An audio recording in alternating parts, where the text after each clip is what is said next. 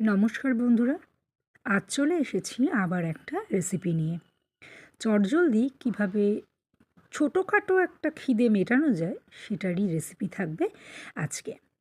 তো প্রথমেই কড়ায় আমি তেল নিয়ে নিয়েছি, আর তাতে ছোট করে কুচি করে রাখা পেঁয়াজ একটু নাড়াচাড়া করে ভেজে নিয়েছি।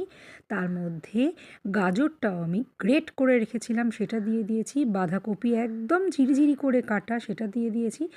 টমেটোটাকেও একটু একদম চপড করে নিয়েছিলাম, সেটা দিয়ে দিয়েছি।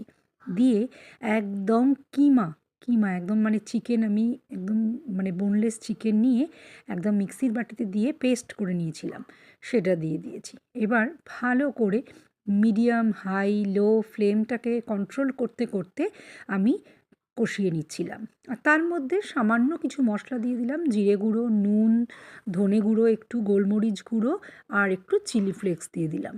ব্যাস, দিয়ে একদম একটু ভালো করে নাড়াচাড়া করে নেব। আর ওই যে চিকেনগুলো যে গোটলা পাকিয়ে যাচ্ছে ওগুলোকে একটুখানি ঠিকঠাক করে নিচ্ছিলাম। দিয়ে দিলাম একটু রসুন পাউডার, আর দিয়ে দিলাম একটু গরম মশলা।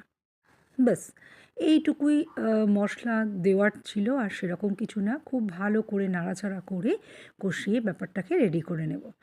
রেডি করে নিলে এটা ফিলিংটা তৈরি হয়ে গেল। এরপরে আমি রেডি করে নেব যেটা দিয়ে আমি র্যাপ করব। তো একটা প্লেটে করে আমি জল নিয়ে নিলাম, আর দেখো এখানে আমি রাইস পেপার নিয়ে নিয়েছি। এই রাইস পেপারটা যেখান থেকে নিয়েছি ম্যাক্সিমামটাই ছেঁড়া ছিল, ম্যাক্সিমাম ভাঙা, যে কারণে আমার র্যাপ করতে পরে খুব অসুবিধে হয়েছে। যাই হোক, যদি ভালো রাইস পেপার পাওয়া যায় তাহলে সেটাকে এরকম জলের মধ্যে ডুবিয়ে 1 মিনিটও না, 30 সেকেন্ড মতো রাখলেই বেশ একটা নরম নরম হয়ে যাবে। বেশ, এই যে দেখো সফট হয়ে গেছে। এবার এটাকে আমি একটা কাটিং বোর্ডের ওপরে রেখে দিয়েছি, বা যে কোনো একটা প্লেট নেবে বা কিছুর ওপরে রেখে দিয়ে এবার ফিলিংটা যতটা তোমরা দিতে চাইবে, তো আমি এরকম 2 চামচ ভরে দিয়েছি। দিয়ে এটাকে আমি এইভাবে, দেখো প্রসেসটা দেখে নাও, জাস্ট এইভাবে র্যাপ করে নিচ্ছি। ভীষণ ভালো লাগে এরকমভাবে খেতে। আর আমার একটু র্যাপ করতে প্রবলেম হয়েছিল, কারণ যেহেতু একটু ছেঁড়া ছিল, একটু না অনেকটা, মাঝখানগুলো ছেঁড়া ছিল, যে কারণে আমি যখন র্যাপ করে নিয়ে তুলছি দেখছি দেখো এই যে ছেঁড়া। তো যাই হোক, এর জন্য টেস্টের কোনো প্রবলেম হবে না। আমি একটু সাদা তিল দিয়ে দিচ্ছি এর উপরে।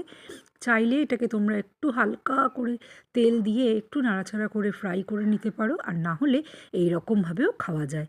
কেমন লাগলো জানাতে কিন্তু একদমই ভুলো না। আজকের মতো টাটা।